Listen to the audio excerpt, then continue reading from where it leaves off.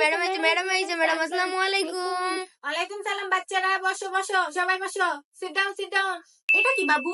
দাও না না, ডালিং ডালিং। দাও। উফু।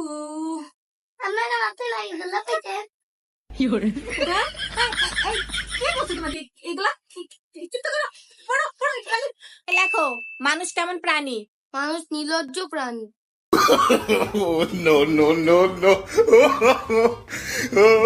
ম্যাডাম হওয়া কত ভালো, ফ্রি ফ্রি খাইতে পারে।